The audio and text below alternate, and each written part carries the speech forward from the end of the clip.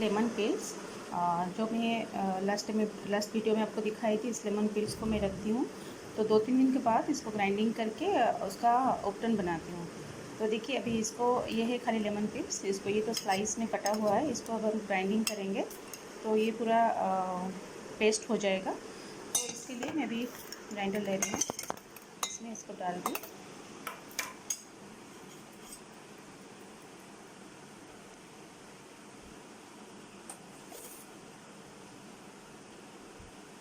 अभी इसको डालने के बाद इसको हम ग्राइंडिंग कर लेंगे। ये अब हमारा पेस्ट बन गया। अभी इसमें 1 स्पून राइस फ्लोर, चावल का आटा एंड थोड़ी सी हल्दी, हाफ स्पून,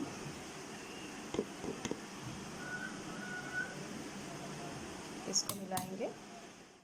और इसके साथ 1 स्पून कर्ड, दही। और ये हल्दी ऑप्शनल है, डाल सकते हो, नहीं भी डाल सकते हो। अनदर थिंग, कोकोनट ऑयल, आप चाहो तो कोकोनट ऑयल इसमें मिला सकते हैं। जिनका ड्राई स्किन है, कोकोनट ऑयल बहुत अच्छा है उनके लिए, तो मिला सकते हो। अब हम इसको फिर से और एक बार ग्राइंडिंग कर लेंगे ताकि ये सारे चीज़ अच्छे से मिक्सअप हो जाए। तो इसको ग्राइंडिंग करने के बाद ये कुछ इस तरह से दिखेगा। तब इसको हम अप्लाई करना है, हम उसको इसे अप्लाई करेंगे।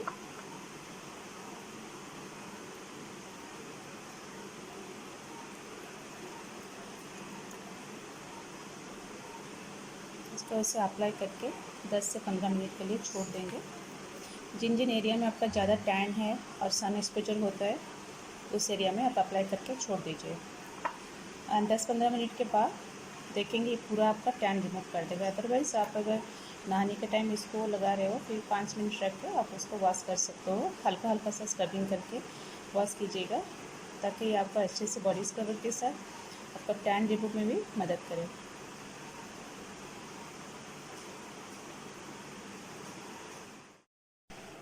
अब मेरा 5 मिनट हो गया है।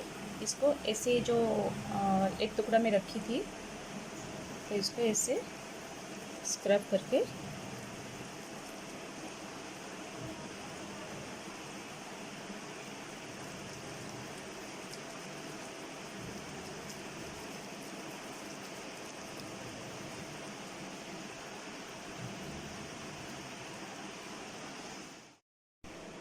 अब देखिए ये वाला हाथ,